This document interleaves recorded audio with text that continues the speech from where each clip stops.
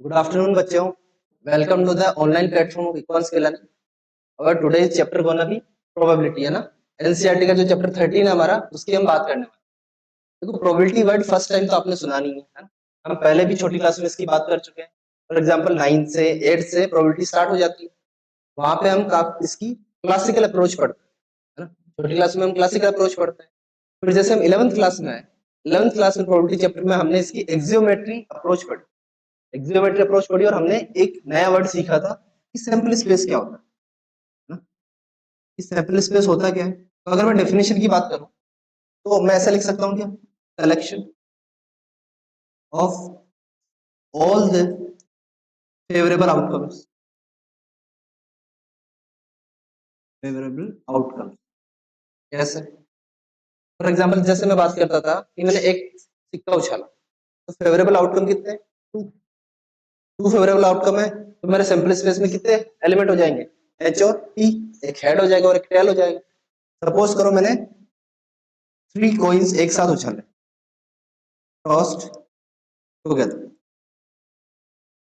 3 coin एक साथ उछाले और मैंने बोला कि सैंपल स्पेस एस लिख के दिखाओ. तो आप क्या कर देते हैं, सबसे पहले तो आप ये कैलकुलेट कर देते हैं कि सैंपल स्पेस में कितने एलिमेंट्स आएंगे, है ना. तो आप क्या कर देते हैं कि एक कॉइन को उछालने पे, एक कॉइन को उछालने पे पॉसिबल आउटकम कितने हैं, पॉसिबल आउटकम कितने हैं, 2. हेड और टेल यहाँ पे लिख देता हूँ. तो आप क्या कर रहे हैं, 3 कॉइन उछाल रहे हैं तो 3 कॉइन उछालने के लिए टोटल पॉसिबल आउटकम कितने हो जाएंगे, 2 की पावर जितनी बार रिपीट हो रहा है क्या आ जाते थे, 8. ये तो मैं पता चल जाता था कि टोटल पॉसिबल आउटकम हो कितने रहे, 8 हो रहे सर. अब हम बात करते हैं 8 के 8 पॉसिबल आउटकम को हम क्या करेंगे, लिखेंगे. तो ऐसा हो सकता था कि पहले तीनों एच आ जाए, हमारा फर्स्ट कि पहला हेड आया, दूसरा हेड आया, फिर तीसरा भी हेड आया. और क्या हो सकता था कि 2 हेड और एक टेल, ऐसा भी हो सकता था. या फिर एक हेड और 2 टेल, ये भी पॉसिबल था. और एक ये तीनों की तीनों टेल आ जाए. क्या इनके अलावा भी पॉसिबल है, अभी तो 4 ही है ना. देखो हमने फर्स्ट में हेड रखा था, एक बार फर्स्ट पे टेल रख देते और फिर दोनों क्या आ जाए, हेड आ जाए. और क्या पॉसिबल आउटकम है कि दोनों के दोनों टेल आ जाए और एक हेड आ जाए, ये भी पॉसिबल आउटकम है. इसके अलावा और क्या बता सकते हो, हेड टेल हेड, ऐसा भी हो सकता है कि हेड फिर टेल और फिर हेड. और एक ऐसा भी हो सकता है क्या कि टेल हेड और, ये सारे पॉसिबल आउटकम हमने सैंपल स्पेस लिखना कहाँ से किया था, 11th क्लास में. और इसको हम बोलते थे कि यहाँ पे जितने भी इवेंट हो रहे हैं ना, जैसे ये है या फिर ये, इन सब की प्रोबेबिलिटी सेम है. सारे के सारे क्या, इंडिपेंडेंट इवेंट है ना. अगर मैं किसी की भी एक की प्रोबेबिलिटी निकालूं तो मैं कैसे निकालता था, मान लो मुझे प्रोबेबिलिटी निकालनी है इस इवेंट ट्रिपल एच वाले, मैं क्या करता था, भाई हेड आने की प्रोबेबिलिटी कितनी है, 1/2. वापस से हेड आने की प्रोबेबिलिटी और फिर वापस से हेड आने की प्रोबेबिलिटी कितनी हो जाती थी मेरे पास, 1/8. तो हमारे पास इन सब के सब पॉसिबल आउटकम्स की जो प्रोबेबिलिटी है वो 1/8 आती है ना. सबकी 1/8 आ रही है. तो हम क्या बोलते थे कि ये सारे के सारे जितने भी आउटकम्स है ना, ये सारे के सारे क्या है, इंडिपेंडेंट है. और यहाँ पे हम बात करते थे एक्सियोमेट्रिक अप्रोच. एक्सियोमेट्रिक अप्रोच में क्या होता है, जितने भी आउटकम्स होते हैं ना वो इंडिपेंडेंट होते हैं. इंडिपेंडेंट मतलब उन सबकी प्रोबेबिलिटी का एक दूसरे से कोई फर्क नहीं पड़ता. भाई ये जो ट्रिपल टेल आ रहा है ये कहाँ पे इफेक्ट डाल रहा है, इस पे कहीं पे भी इफेक्ट नहीं डाल रहा. लेकिन जब हम बात करते हैं 12th क्लास की प्रोबेबिलिटी की तो हमारे पास कंडीशंस आ जाती है. जो हमारी जो फर्स्ट 13.1 एक्सरसाइज बेस्ड है वो बेस्ड है कंडीशनल प्रोबेबिलिटी. इस पे हेडिंग लगा सकते हो आप, कंडीशनल प्रोबेबिलिटी. जो कंडीशनल प्रोबेबिलिटी में होगा क्या, ऐसा होगा कुछ जैसे मान के चलो, मैं तुम्हें एक एग्जांपल दे रहा हूँ है ना. आप क्या करें, आप आज कोचिंग आए है ना, या फिर आप स्कूल आए. स्कूल आने के बाद में आप स्कूल आ चुके हो ऑलरेडी. फिर मैं गैस कर रहा हूँ कि आप कौन से व्हीकल से हैं. आप कैसे कैसे आ सकते हो, आप बस से आ सकते हो, स्कूटी से आ सकते हो, या फिर कोई सी और व्हीकल से आ सकते हो, XYZ. तो आप यहाँ तो आ चुके ना, एक तो काम पूरा हो गया. या तो इसकी भी तो दो पॉसिबिलिटीज है, आप स्कूल आते ही नहीं या फिर आप आज कोचिंग आते ही नहीं. दो पॉसिबिलिटीज थी लेकिन आपने उसको एक कर दिया. देखो ध्यान से, मैं अगर थोड़ा सा इसका ग्राफ बनाता हूँ तो ऐसा बन सकता है, या तो आप स्कूल जाओगे या फिर आप स्कूल नहीं जाओगे। प्रोबेबिलिटी यहाँ पे 1 थी, यहाँ पे क्या हाफ हाफ हो गई, हाफ हाफ हो गई। फिर आप स्कूल तो आ गए, अगर मैं बात यहाँ से करूँ और यहाँ पे बीच में क्या हुआ होगा, अगर आप स्कूल आए हो किस किस से आ सकते हो, या तो आप स्कूटी से आए होंगे, या फिर आप कार से आए होंगे, या फिर आप बस से आए होंगे। मान लेते हैं इन तीनों की प्रोबेबिलिटी सेम है, तीनों की प्रोबेबिलिटी सेम है, मतलब इसकी भी 1/3, इसकी भी 1/3 और इसकी भी 1/3। सही बात है। तो आपको क्या बोलेगा कि आप स्कूल तो पहुंच चुके, मतलब जो नेक्स्ट हुआ है ना इवेंट, वो तो ऑलरेडी हो चुका, और आपको बोलेगा कि अब प्रोबेबिलिटी फाइंड आउट करो कि आप स्कूटर, या फिर प्रोबेबिलिटी फाइंड करो कि आप बस से आए। इसकी बात करेगा ये, नेक्स्ट इवेंट हो चुका होगा, प्रीवियस इवेंट की बात करेगा। अब मुझे एक बात बताओ, ये इवेंट हो चुका कौन सा, आप यहाँ पे आ चुके, तो ये तो कंफर्म है कि इन तीनों में से एक हुआ होगा। अगर ये होता ही नहीं तो हम तो ये भी बोल सकते थे कि आप तो स्कूल गए ही नहीं, है ना। तो ये वाला इवेंट तो क्रॉस कर दिया। तो यहाँ की बातें हम किस में करेंगे, कंडीशन प्रोबेबिलिटी। देखो एक एग्जांपल से समझते हैं। एग्जांपल क्या है, एग्जांपल ऐसा है कि आपने वही 2 सिक्के उछाले, है ना, ही टॉस्ड 2 कॉइंस, 2 कॉइन आपने टॉस कर। सबसे पहले जैसे ही कॉइन टॉस करे आप क्या कर लो, सैंपल स्पेस, सैंपल स्पेस में लिखना आता है, या तो दोनों हेड आए होंगे, या एक हेड और एक टेल आया होगा, या फिर टेल और हेड, या फिर लास्ट टेल और टेल, ये आए होंगे सैंपल स्पेस में लिख। अब मैं तुम्हें दो क्या दे रहा हूँ, इवेंट दे रहा हूँ, है ना। एक इवेंट दे रहा हूँ ई बोलता है कि एटलीस्ट 1 हेड, ई क्या बोलता है, एटलीस्ट 1 हेड। और एफ एक इवेंट है, एफ क्या बोलता है, एग्जैक्टली 1 हेड, एग्जैक्टली 1। अभी तक 11th में ही चल रहा है। अब अगर मैं तुम्हें ये बोलूं मेरे को पीई जानना है, पीई क्या होगा, पीई क्या होगा बेटा, तो सबसे पहले तो वो होगा कि ई में कौन कौन से इवेंट आ रहे हैं। तो हमने देखा कि ई में कौन सा इवेंट आ रहा है, एटलीस्ट 1 हेड में क्या ये आ जाएगा, ये भी आ जाएगा और ये भी आ जाएगा, स्टार्टिंग की तीनों आ जाएंगे। लिख लेते हैं सैंपल स्पेस में, ई में देखो एक तो एच एच आ जाएगा, एक एच ई आ जाएगा और एक पी एच आ जाएगा। सही बात है। अब मुझे एक बात बताओ, एग्जैक्टली 1 हेड है एफ, इसमें क्या क्या आ जाएगा, एग्जैक्टली 1 हेड, या तो ये आएगा या ये आएगा, दो ही आएंगे, एक तो एच टी और एक टी एच, और एक ये ये एफ में आ चुका है। अगर मैं पीई की बात करूं तो पीई क्या होगा, कितने हैं सैंपल स्पेस में, ई वाले में 3 है और टोटल सैंपल स्पेस में कितने हैं, 4। मैं क्या बोलूंगा, पीई की प्रोबेबिलिटी 3/4। यहाँ पे सेम, अगर मैं बात करूं पीएफ की प्रोबेबिलिटी कितनी हो जाएगी, 2/4, 1/2। आप इसको भी आप ब्रेक करके बोल सकते हो, टोटल कितने फेवरेबल आउटकम है, 3, और टोटल पॉसिबल आउटकम कितने हैं, 4। ऐसे 3/4 आया, ऐसे ये 1/4। अब ये तो बात थी कहां तक की, जब कंडीशनल प्रोबेबिलिटी की बात नहीं करी। अब अगर मैं एक चीज ऐड कर दूं, एक चीज क्या ऐड करूंगा, देखो ध्यान से, इसी क्वेश्चन में आपको एक, मैंने अगर ये लिख दिया, event F has already happened, already happened, now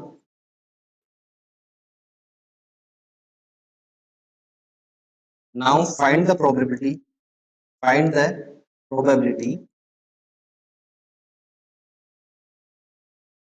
of occurrence of occurrence of, क्या बोल रहा है कि कौन सा इवेंट हो चुका, एफ ऑलरेडी हो चुका। अब आपको क्या बताना है कि ई होने की प्रोबेबिलिटी बतानी। इस बार कंडीशन दे दी ना, कंडीशन क्या दे दी, भाई ये हो चुका है एफ, एफ हो चुका, और आपको क्या बताना है, ई होगा कैसे होगा उसके बारे में बात कर। अब सोचो एफ हो चुका, एफ में क्या क्या था, ये और ये दोनों थे, एच टी और टी एच, एच टी और टी एच थे, और यहाँ पे क्या था, एच एच एच टी और टी एच। अब सोचो ये हो चुका, तो इसको लिखते कैसे हैं, इसको देखो ऐसा लिखा जाता है, प्रोबेबिलिटी ऑफ जो हो चुका, कौन हो चुका, सॉरी एफ हो चुका, एफ हो चुका। और अब प्रोबेबिलिटी किसकी, ई की, एफ हो चुका, प्रोबेबिलिटी किसकी, ई की। और इसका फॉर्मूला ये बनता है पी ई इंटरसेक्शन अपॉन, क्या फॉर्मूला बनेगा कि ई और एफ में जो कॉमन होंगे वो, उसकी प्रोबेबिलिटी अपॉन एफ की प्रोबेबिलिटी। अब ध्यान से देखो ई और एफ में कॉमन कौन है, ये रहा ई और ये रहा एफ। कितने कॉमन है, एच टी और टी एच के दोनों कॉमन है, दोनों कॉमन है। तो अगर मैं लिखना चाहूं, सबसे पहले यहां पे लिख लेता हूं ई इंटरसेक्शन है, ई इंटरसेक्शन में एफ में मेरे पास एलिमेंट कौन कौन से हैं, इस तरह एच टी भी है और टी एच भी है, ये मेरे पास ई इंटरसेक्शन एफ में। अगर मैं प्रोबेबिलिटी निकालूं ई इंटरसेक्शन एफ की तो क्या आ जाएगी, 2/4, क्या हो जाएगा, ऊपर तो क्या आ जाएगा यहाँ पे, क्या प्रोबेबिलिटी ऑलरेडी निकाल चुके हैं, कहाँ निकाली थी, ये रही, ये भी 1/2, क्या कट आउट हो जाएंगे, प्रोबेबिलिटी क्या आ जाएगी। अब तुम खुद सोचो, यहाँ पे दिमाग लगाना, क्या हो चुका है, एफ हो चुका है, एफ में क्या हो चुका है, या तो एच टी या टी एच। अब ये दोनों हो चुके, अब इसके होने की प्रोबेबिलिटी, और इसमें ऑलरेडी क्या है, एच टी और टी एच। तो ये हो गया, इनमें से कोई हो गया, तो ये तो ऑलरेडी हुआ है, सही बात है, समझ में आ गया, कुछ पूछना, ठीक है। ऐसे मान लो ये इवेंट कैसा था, ये इवेंट ऐसा था कि अगर मैं इवेंट ई बोल दूं, इवेंट ई बोल दूं कि your stomach is full, your stomach is full, ये तो है इवेंट, स्टमक इज फुल मतलब तुमने पूरा भरपेट खाना खाया है, ये तो इवेंट ई है। और इवेंट एफ बोल दिया मैंने, यू एट, यू एट दाल बाटी चूरमा।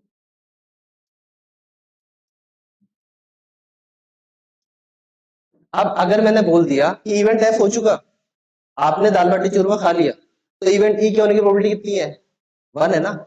भाई ये पूरा भरपेट आपने खा लिया, तो ऑब्वियसली बात है आपका स्टमक तो फुल है, तो ये वाली कंडीशन यहाँ पे आगे समझ। अब इसी पे बेस्ड एक और क्वेश्चन लेंगे, इसमें ई और एफ में चेंज करो,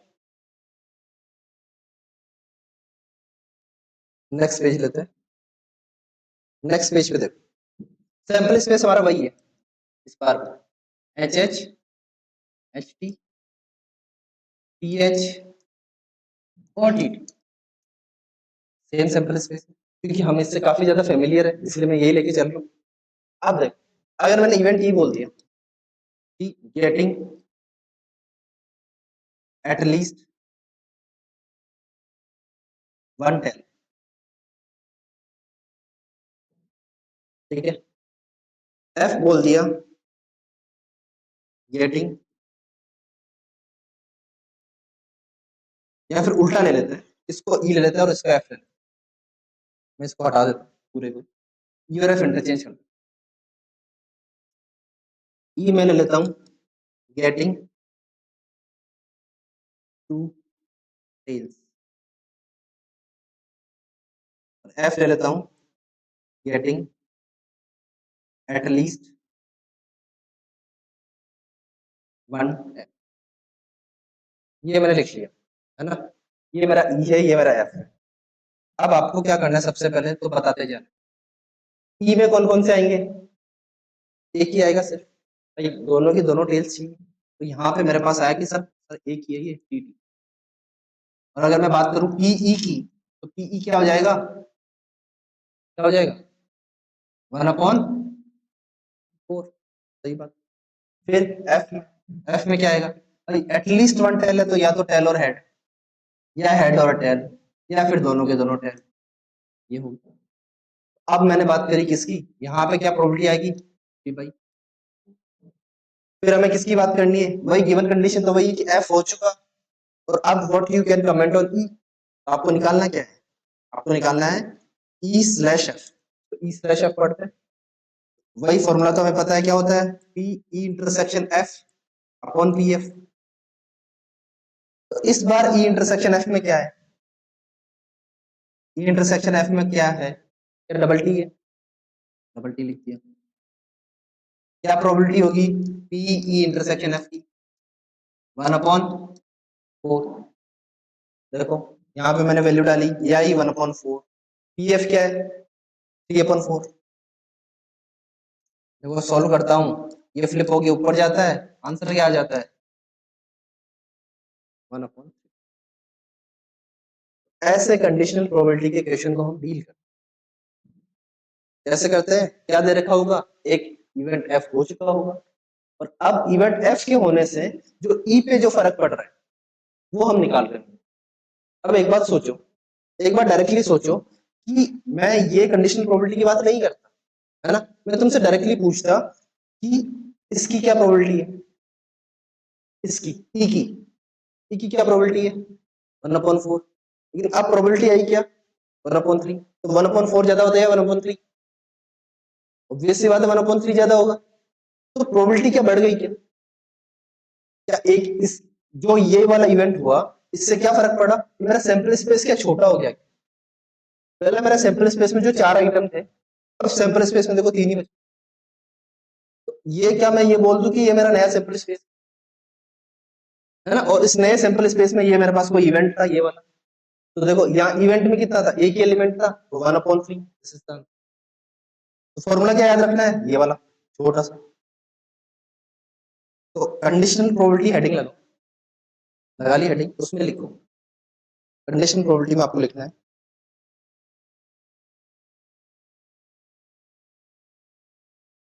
आप लिखो if E and F are two events, if E and F are two events, if E and F are two events associated with sample space S, if E and F are two events associated with sample space S, associated with sample space S, then the conditional probability, then the conditional probability, then the conditional probability of the event E, then the conditional probability of the event E that F is already happened, that F is already happened will be given by ये formula लिख लो। इस फॉर्मूले में जैसे हमेशा हम क्या बात करते हैं कि P बाई Q की जब भी बात करते हैं हमेशा एक चीज जरूर लिखते हैं, क्या? P F should not be equal to 0। जो भी डिनोमिनेटर में है ना, यहाँ पे डिनोमिनेटर में क्या है? पी एफ है, तो यहाँ पे मैं क्या लिख दूंगा? पी ऑफ एफ क्या नहीं होना चाहिए? 0 के इक्वल। ये हमेशा लिखेंगे, पी एफ क्या नहीं होना चाहिए? 0 के इक्वल नहीं होना चाहिए। ठीक है, इतनी बात क्लियर है? देखो नेक्स्ट क्वेश्चन लेते हैं।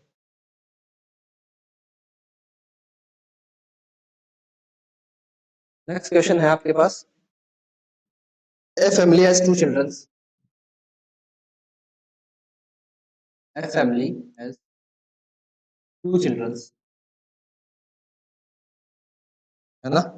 What is the probability that both the children are boy? What is the probability? What is the probability that both the children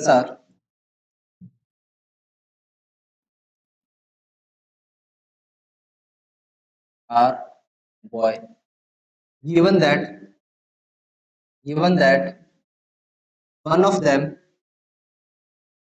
is boy. देखो सबसे पहले आपको है ना क्वेश्चन को एनालाइज करके ये समझ में आना चाहिए कि ई कौन सा है और एफ कौन सा है और सैंपल स्पेस। तीन चीजें क्लिक होनी चाहिए। क्या क्या? ई कौन सा है, एफ कौन सा है और सैंपल स्पेस क्या है।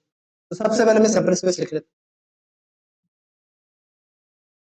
सैंपल स्पेस देखो क्या होगा, या तो दोनों की दोनों गर्ल चाइल्ड हो गई, जी जी, पहला लड़का हो गया दूसरी लड़की हो गई, या फिर पहली लड़की और दूसरा लड़का हो गया, या फिर दोनों के दोनों बॉयज। देखो जिसके बारे में पूछा जाए ना क्वेश्चन में वो हमेशा क्या लेना है? ई लेना है ना, और जो हो चुका उसका एफ लेना है। ई क्या है? For which question is asking, question is asking. F क्या लेना है? Which has already happened, already happened.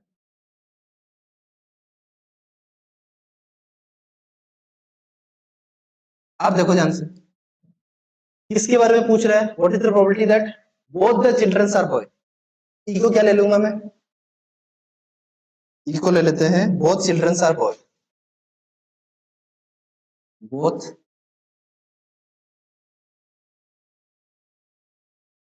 Both children are boy, ये तो मैंने ले लिया ई। और एफ क्या ले लूंगा, one of them is boy, one of the child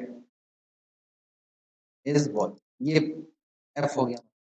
तो अगर मैं तुमसे पूछूं कि भैया पीई क्या हो जाएगा, पीई क्या हो जाएगा, अच्छा पीई छोड़ो, हमें कहीं फॉर्मूले में पीई काम आता है नहीं आता, हमारे दो काम आते हैं, पीई इंटरसेक्शन काम एफ काम आता है, डायरेक्ट पीएफ काम आता है। मैं क्या करता हूँ, पी को रहने देता हूँ, मैं डायरेक्ट एक तो निकाल लेता हूँ, मेरे पास काम आएगा पीएफ। तो पीएफ क्या है यहाँ पे, one of the child is boy, कितने पॉसिबल है, 3/4, क्योंकि भाई यहाँ पे तो एक भी लड़का नहीं है, यहाँ पे एक लड़का है, यहाँ पे भी एक है और यहाँ पे भी दो है, एक तो है ही ना, वन ऑफ देम होना चाहिए, दोनों होता और अच्छी बात है। तो मेरे पास पीएफ क्या आ गया, भाई। अब मैं बात करूं E intersection F, E intersection F में देखो कौन कौन से एलिमेंट आ रहे हैं, कौन कौन से एलिमेंट आ रहे हैं, ई क्या है, दोनों के दोनों लड़के होने चाहिए, एफ क्या है, एक लड़का होना चाहिए। तो कौन कौन सी वाली पॉसिबिलिटी, ये वाली, बी बी वाली, तो हमारे पास आया ये, दोनों के दोनों बॉय, ये हमारे पास पी ई इंटरसेक्शन एफ। तो यहां से मैंने निकाल लिया क्या, पी ई इंटरसेक्शन एफ निकाल लिया, विच इज 1/4 हो जाए, हो गया 1/4। अब फॉर्मूला में अप्लाई करना है, फॉर्मूला वैसे लिखना है क्या कि एफ हो चुका, ई की कंडीशनल प्रोबेबिलिटी पता है करनी है, क्या हो जाएगा, P E intersection F upon P F, P E intersection F upon P F. Answer क्या आ जाएगा, ई इंटरसेक्शन एफ में क्या है 1/4, यहाँ पे पी एफ में क्या है 3/4, आंसर 1/3 हो जाएगा। तो ऐसा आपको बता दिया कि दो लड़के हैं किसी फैमिली में, है ना, और ऑलरेडी एक लड़का है, तो दूसरे के लड़के होने के चांसेस 1/2 होते हैं ना मोस्टली, तो भाई लड़का और लड़की के 1/2 होते हैं, लेकिन यहाँ पे कितना हो रहा है 1/2 बड़ा 1/3 बड़ा, वेरी, चलो लिखो इसको फटाफट, फिर नेक्स्ट क्वेश्चन पे चलते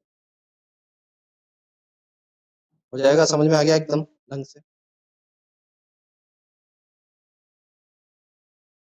अगर मैं यहाँ पे ये पूछ लेता हूँ एफ, या फिर ई के लिए पूछ लेता none of them is boy, किसके बारे में बात कर रहा हूँ, कौन से वाले के बारे में, जी जी के बारे में बात कर रहा हूं, है ना। एक लैंग्वेज को कैसे भी घुमा सकता है, लैंग्वेज को अपने हिसाब से घुमाता रहेगा कि एक भी लड़की नहीं है या एक भी लड़का नहीं है, वो कैसे भी लैंग्वेज यूज कर सकता है, आपको वो पकड़ना है। क्योंकि प्रोबेबिलिटी के क्वेश्चन देखो मोस्टली होता क्या है, जैसे हम इंटीग्रेशन करते हैं, इंटीग्रेशन के क्वेश्चंस में क्या होता है, आपको ज्यादा ही पता लग जाता है कि ये करना है, आप करना स्टार्ट कर देते हो, मान लेते हैं इंटीग्रेशन क्वेश्चन में भी 5 मिनट लगे, प्रोबेबिलिटी क्वेश्चन में भी 5 मिनट लगे, तो इंटीग्रेशन के क्वेश्चन में 1 मिनट लगेगा ये समझने में कि करना है, प्रोबेबिलिटी के क्वेश्चन में 4 मिनट लगेंगे कि करना है, और ये फिर 4 मिनट में होता है, रेस्ट ऑफ 4 मिनट, और ये फिर 1 मिनट में होता है। जब आप सॉल्यूशंस देखोगे ना, तो इतने छोटे छोटे से क्वेश्चन है, लेकिन करना क्या है उसको समझने में आपको टाइम लगेगा। तो यहाँ पे ध्यान देना, ऐसा नहीं कि प्रोबेबिलिटी का क्वेश्चन दिखा और मेरा पेन चलना चाहिए, पहले समझ लो पूछा क्या है, कैसे पहुंचेंगे, वो सारा माइंड में आपको पहले से रेडी करना है। नेक्स्ट क्वेश्चन लेते हैं,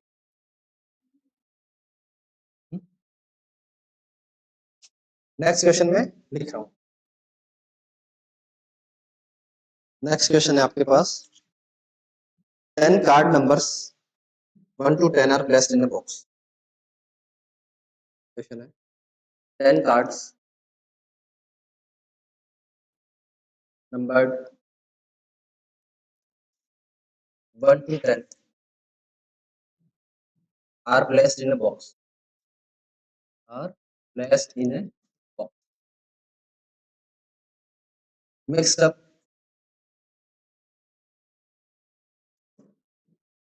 and one card is drawn randomly, and one card is drawn randomly.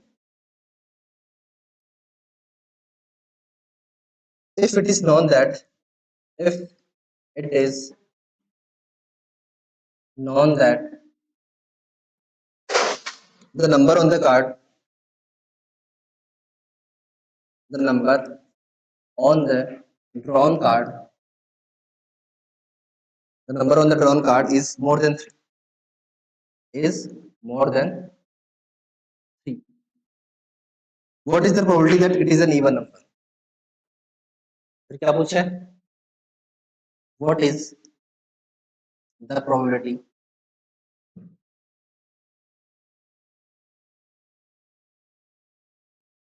that it is an even number? ये क्वेश्चन दे रखा। अब मुझे आप ये बता दो कि कौन सा इवेंट ई है, कौन सा इवेंट एफ है और सैंपल स्पेस क्या है। क्या पूछा है भाई? एक कोई ऐसे मान लो एक बॉक्स, बॉक्स में क्या हमने 10 कार्ड्स रखे, 10 कार्ड्स रखे, हर कार्ड पे किसी पे 1 2 3 ऐसे कितने 1 to 10 नंबर उस पर लिख, फिर उनको अच्छे से हिला दिया, मिक्स कर दिया और अब एक कार्ड रेंडमली उसको पिक कर, अब ड्रोन पिक कर लिया, उसके बाद में बोला गया कि जो पिक हुआ कार्ड है ना, ये कार्ड क्या है, 3 से बड़ा है। तो जो हो चुका इवेंट ये वाला वो वाला इवेंट है, तो इसको कौन सा इवेंट रखेंगे? एफ इवेंट रखेंगे। एफ इवेंट क्या है कि ये मोर देन 3, मोर देन 3 है तो लिख लेते हैं इवेंट एफ। सबसे पहले सैंपल स्पेस एस में कितने आइटम आएंगे? 10 आएंगे, तो क्लियर है, सैंपल स्पेस एस लिख दिया। उसके बाद में मैं बात करूंगा इवेंट एफ की, जो ऑलरेडी हो चुका है। इवेंट एफ क्या है? Drawn card is more than 3। More than 3 में क्या 3 इंक्लूड होगा क्या? नहीं होगा ना, तो इसका सैंपल स्पेस क्या बन जाएगा? 4 से लेके 10 तक। सही बात है। कितने आते हैं 4 से लेके 10 में, कितने नंबर आ गए? 6 7, हाँ 7 आ गए। क्या प्रोबेबिलिटी हो गई? एक तो 7/10। क्या एफ की प्रोबेबिलिटी निकल चुकी है? ई इवेंट क्या है? ई इवेंट है it should be an even number, है ना। ड्रॉन कार्ड शुड बी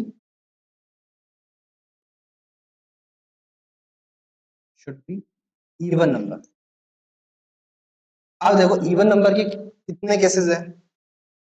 2 4 6 से लेके 10 तक, ये केस। अब इसकी प्रोबेबिलिटी मैं निकालूंगा क्या? पीई मेरे को नहीं निकालना है, चाहिए भी नहीं। मैं बात करूंगा किसकी? ई इंटरसेक्शन एफ की। बताओ ई इंटरसेक्शन एफ में क्या 4 आ जाएगा, 6 आ जाएगा, 8 आ जाएगा और 10 आ जाएगा। कितने 4 नंबर आए? टोटल सैंपल स्पेस में आइटम कितने? 10। क्या आ गया? 2/10 या फिर 2/5 का। तो ई इंटरसेक्शन एफ आ चुका है, यहाँ पे मैं प्रोबेबिलिटी का साइन लगा लेता हूँ। जैसे हम ये इस फॉर्म में बना देते हैं तो वो प्रोबेबिलिटी की बात करते हैं। यहाँ पे मेरे पास पी एफ ऑलरेडी है, निकालना क्या है? पी ई स्लैश एफ क्या हो जाएगा? P intersection F which is 2/5 divided by 7/10। क्या आंसर आ जाएगा? ये फ्लिप होकर ऊपर जाता है 10/7 कितने टाइम? 2 टाइम। आंसर आ जाएगा 4/7।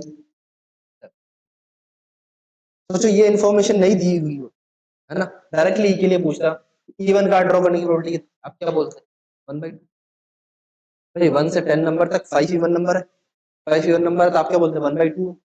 अब 1/2 ज्यादा है या 4/7 ज्यादा? हाँ?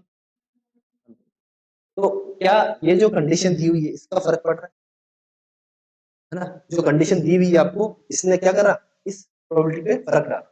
इसीलिए ये कंडीशनल प्रोबेबिलिटी के अंदर कि एक कोई कंडीशन दी हुई होगी वो आपके सैंपल स्पेस को इफेक्ट करेगी कि after this event is already happened, sample space छोटा हो जाता है। सैंपल स्पेस क्या हो गया था? 4 5 6 7 8 9 10 ये हो गया था। पहले कितना था? 1 2 3 वो भी ऐड थे, तो सैंपल स्पेस को श्रिंक कर देता है और फिर आपको क्वेश्चन पूछता है। ठीक है, तो नेक्स्ट क्वेश्चन देखते हैं। ये क्वेश्चन हो गया।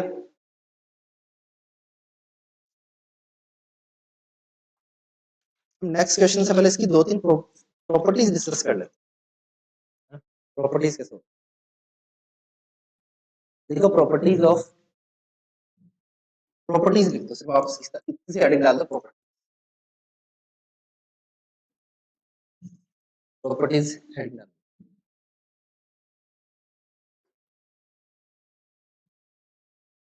इसमें पहले तो प्रॉपर्टीज की थ्योरी लिख लो, लेट ई एंड एफ, क्या करना है, प्रॉपर्टीज हेडिंग डालनी है और उसमें आपको प्रॉपर्टीज की थ्योरी लिखनी है। प्रॉपर्टीज की थ्योरी में लिखो let E and F be events of sample space, be events of sample space of an experiment. Let E and F be events of sample space S. sample space क्या है? E और F क्या, sample space S के दो छोटे छोटे event मानो, ठीक है। आपको पूछा क्या है वो देखो, एक तो मैं पूछूंगा P S by F, S slash F, क्या ये पूछूंगा P S slash, सोच के देखो, S है सैंपल स्पेस है ना, F कोई इवेंट है किसका, सैंपल स्पेस का इवेंट। आपको ये क्या बताना चाहता है कि F हो चुका, F हो चुका, अब S होने की प्रोबेबिलिटी बताओ। चलो फॉर्मूला अप्लाई करते हैं, फॉर्मूला क्या बोलेगा, यही बोलेगा क्या, हमने सेट्स में पढ़ा है कि अगर S एक तरह से यहाँ पे यूनिवर्सल सेट का काम कर, है ना, तो वहां पे हम क्या देखते थे, ऐसा कोई सेट है, ये कोई सेट A है, और मैं जब बात करता था कि U इंटरसेक्शन A क्या होगा, तो U इंटरसेक्शन A ही आता था, तो यहाँ पे मैं क्या लिख दूंगा, ये PF ही आ जाएगा, PF में PF क्या बन गया, 1 बन गया। तो क्या मैं डायरेक्टली ये लिख सकता हूँ कि P of S slash F will be, कि ऐसा कोई इवेंट अगर हो चुका है तो सैंपल स्पेस के होने की प्रोबेबिलिटी तो बनी होगी। अरे मान लो E और F आपके पास इवेंट है कि दो खाने की चीजें, है ना, सैंपल स्पेस में आपके पास दो ही खाने की चीजें थी घर पे जितने भी थी, और इवेंट F क्या हो चुका है कि आपने एक चीज खा ली, आपने कोई भी एक चीज खा ली तो पेट भरा होने की पॉसिबिलिटी है ना, कुछ तो अंदर गया, तो इसका प्रोबेबिलिटी क्या हो जाएगी, 1 हो जाएगी, पी एस बाई एफ। अब अगर मैं पूछूं उल्टा कर दो, उल्टा क्या, एस हो चुका, अब एफ होने की प्रोबेबिलिटी क्या होगी, क्या करूंगा, अपॉन पी एस। क्या इसके बारे में कोई कमेंट कर सकता, पी एस इंटरसेक्शन एफ क्या होगा, पी एफ ही हो जाएगा, अपॉन पी एस।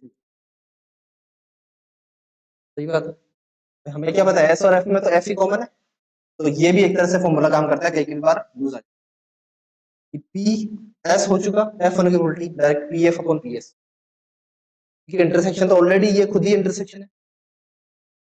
अब एक और, ये एक तरह से प्रॉपर्टी लिखते जाओ, 1 2, थर्ड प्रॉपर्टी है P F slash F, F हो चुका, अब एफ होने की प्रोबेबिलिटी क्या है, क्या होगी, 1। देखो अगर मैं वैसे जाना चाहूँ, पी एफ इंटरसेक्शन है अपॉन पी एफ, ऊपर वाला क्या बन जाएगा, पी एफ ही बन जाएगा, नीचे ऑलरेडी पी एफ है, आंसर आ जाएगा, ये लिख लो एक बार फटाफट। देखो क्या क्या बनाया, पी एस स्लैश एफ भी बनाया और पी एफ स्लैश एफ भी बनाया। अब बात करते हैं प्रॉपर्टी नंबर 4। फोर्थ प्रॉपर्टी देखो बहुत इजी है, आपने एक फॉर्मूला पढ़ा होगा सेट्स में, देखो ऐसा कुछ कि n times a union b, ये होता है n A plus n B minus n A intersection, यही होता है, यही होता है। ये वाला फॉर्मूला पढ़ा था बचपन में, 11th क्लास में पढ़ा था, बचपन था 11th क्लास में, अब तो बड़े हो गए आप, है ना। अब इसको आपको क्या अप्लाई करना है, इसको अप्लाई करना है यहाँ कंडीशनल प्रोबेबिलिटी में कैसे काम करना है। देखो मैं ऐसा लिखूंगा कि इसको कंडीशनल प्रोबेबिलिटी, इवेंट एफ हो चुका, इवेंट एफ हो चुका और ए यूनियन बी के होने की प्रोबेबिलिटी, एफ हो चुका और ए यूनियन बी के होने की प्रोबेबिलिटी की बात कर रहा हूँ, और ए और बी है क्या, कोई सैंपल स्पेस एस के दो इवेंट है ना। यहाँ पे थोड़ा सा थ्योरी लिख लो पहले, तो ये याद करने के लिए लिख लो, याद आ जाएगा, पुरानी भूली बिसरी बातें। फिर प्रॉपर्टी नंबर 4 में लिखो, प्रॉपर्टी नंबर 4 में लिखो if A and B are, if A and B are events of sample space S, if A and B are any two events of sample space S and F is an event of S and F is an event of S, मतलब है क्या, A B और F तीनों की तीनों क्या है, sample space के इवेंट्स हैं, सैंपल स्पेस के इवेंट्स। फिर ये लिखना कि P A union B slash F, ये क्या हो जाएगा, क्या हो जाएगा, देखो क्या, P A slash F plus P B slash F minus P A intersection B slash F, ये लिख फॉर्मूला बना दिया। P A union B slash F क्या हो जाएगा, P A slash F plus P B slash F minus P A intersection B slash F, ये बन जाएगा।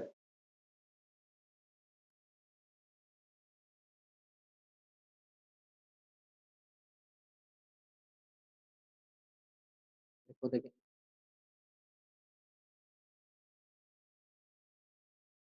अच्छा, एक सेट्स में हमने एक डेफिनेशन पढ़ी थी, डिसजॉइंट सेट्स पढ़ा था। डिसजॉइंट सेट्स क्या होता है, डिसजॉइंट सेट्स है ना, ऐसे दो सेट्स जिनका इंटरसेक्शन जीरो।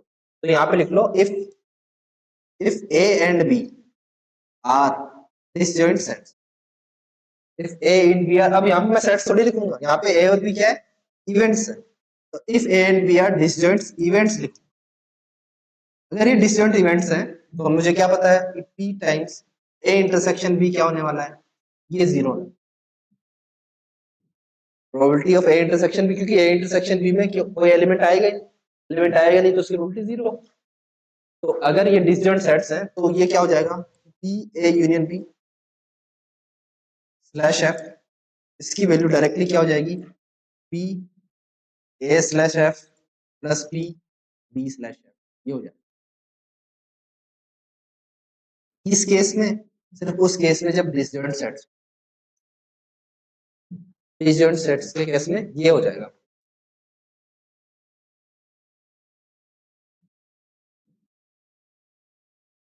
हो गया, देख लो फटाफट।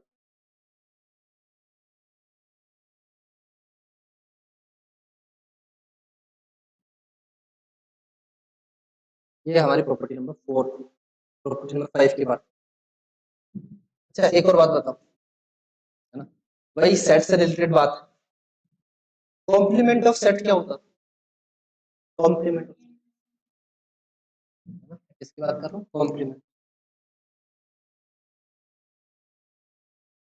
कॉम्प्लीमेंट ऑफ सेट एक ही बात करते थे ना, अगर तो मैं ऐसा लिखता था, एक तो इसको दिखाता किससे था, ए डैश से दिखाता, तो कॉम्प्लीमेंट ऑफ सेट एक ही बात करूँ अगर मैं, तो ये होता था ए डैश होता था, और ए डैश की वैल्यू क्या होती थी, यू माइनस ए, यही होता था।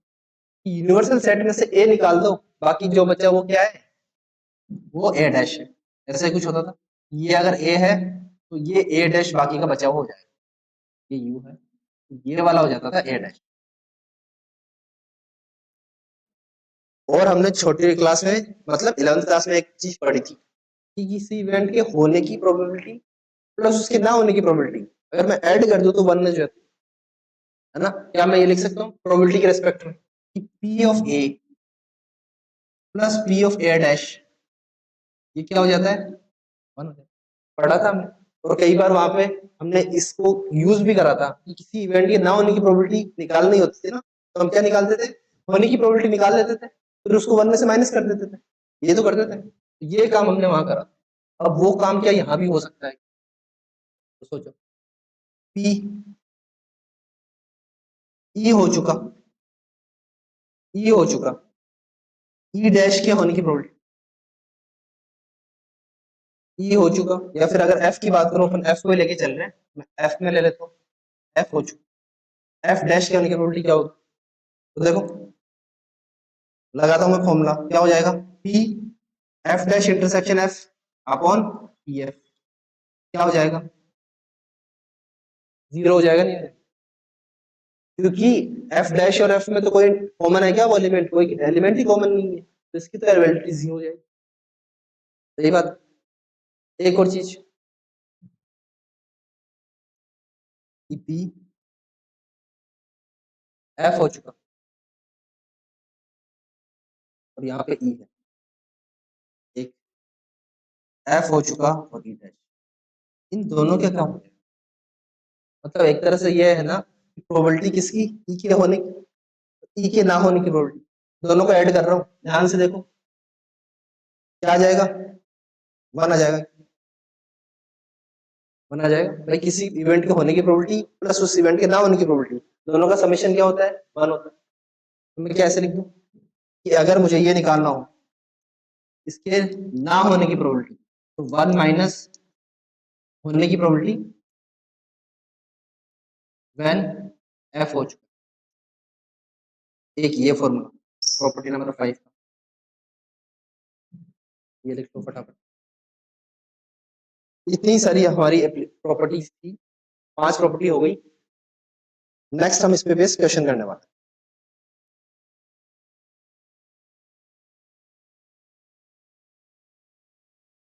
क्वेश्चन है a die is thrown twice,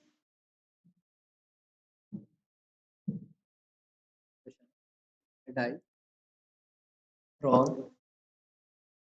twice. अब जैसे डाई ट्वाइस थ्रोन करी, सैंपल स्पेस दिमाग में आ गया, 36 एलिमेंट्स होंगे, है ना, वही 1 1 से लेके लास्ट में 6 6 तक होंगे, है ना। और क्या बोल रखा है, sum of the numbers appearing is observed to be 6।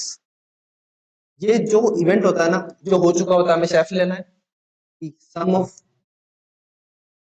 क्या sum of the numbers appearing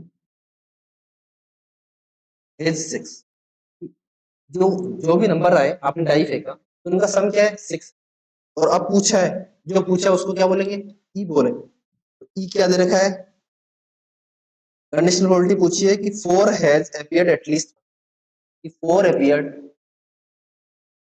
appeared at least once, ये पूछे। देखो बात कर, सबसे पहले तो पीएफ निकालने का ट्राई करते हैं।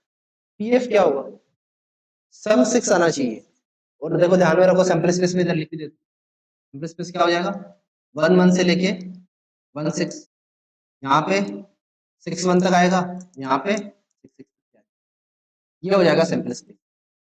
तो आपको वो वाले एलिमेंट्स देखने हैं जो किसमें आएंगे, एफ में आएंगे। कौन से एलिमेंट्स आएंगे, सम 6 होना चाहिए। तो अगर मैं 1 के साथ हूं तो 1 के साथ एक 5 बनता है, फिर 2 के साथ 4 बनता है, 3 के साथ 3 बनता है, फिर 4 के साथ 2, अलग अलग इवेंट है 2 4 और 4 2 वहां पे, फिर एक 5 1 बन जाएगा, या कोई और बनेगा, यही बनेंगे। तो ये हमारे पास ठीक है। अब बात करता हूं मैं इसकी ई की। ई क्या बोल रहा है कि 4 अपीयर्ड एटलीस्ट वंस। तो देखो ई, अब मेरे को एक बात बताओ, या तो मैं ई निकालू, ई निकालने के मेरे पास पता है क्या क्या आएंगे, मेरे पास आएगा 1 4 2 4 3 4 5 4, एक तो ये आएंगे, फिर 4 1 4 2 4 3 4 5 4 5 4 6, क्योंकि बोल क्या रहा है 4 अपीयर्ड एटलीस्ट वंस, इसने और तो कुछ बोला ही नहीं ना, कंडीशन तो यहाँ पे लगी है कि 6। तो मेरे को ये भी पता है कि मेरा पीई काम भी नहीं आता कहीं पे, तो मैं डायरेक्ट किसकी बात कर लेता हूँ, ई इंटरसेक्शन एफ की बात कर लेता हूँ, मेरा टाइम बचा लेता हूँ। ई इंटरसेक्शन एफ में क्या है, ई इंटरसेक्शन एफ में मुझे दिख रहा है कि 2 ही इवेंट है possible। एक तो क्या है 2 4 है, दूसरा क्या है 4, ये 2 ही इवेंट पॉसिबल। तो मेरे को तो काम इससे ही है, P intersection F upon P F. अब निकाल लेते हैं, पीई इंटरसेक्शन एफ क्या हो जाएगा, और यहाँ पे पी एफ क्या हो जाएगा। देखो पी एफ में कितने आ रहे हैं 1 2 3 4 5, 5 अपॉन क्या लिखूं, 5 अपॉन 36 हो जाएगा, 5 अपॉन 36 हो जाएगा, क्यों, क्योंकि सैंपल स्पेस में टोटल एलिमेंट 36 ही है। पीई इंटरसेक्शन एफ इसका क्या हो जाएगा, कितने इवेंट है 2, 2 अपॉन,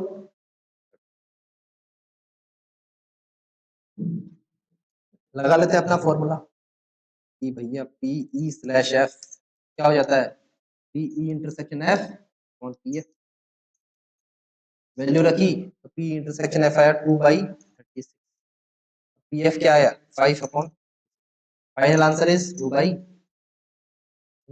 कैसे कर, देखो एक काम हम ये भी कर सकते हैं, जैसे ये F1 तो हमारा सैंपल स्पेस चेंज हो। अब देखो ध्यान से, अगर मैं उस बाकी सारी कहानी को छोड़ दूं और मैं सिर्फ F और E इंटरसेक्शन F को देखूं तो कितने इवेंट है? 5। फेवरेबल इवेंट कितने हैं? डायरेक्ट 2/5 हो रहा है, डायरेक्ट 2/5 हो रहा है। लेकिन सब्जेक्टिव अप्रोच में आपको पूरा लिखना है, आपको ये सैंपल स्पेस भी लिखना है ना। तो यहाँ पे कंप्लीट लिखना है कि let the event E should be this, let the event F should be this, जैसे जो जो लिखा है ना सारी चीजें लिख, ठीक है, लिख लो।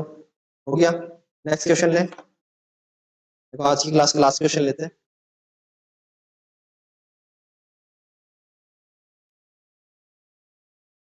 क्वेश्चन है,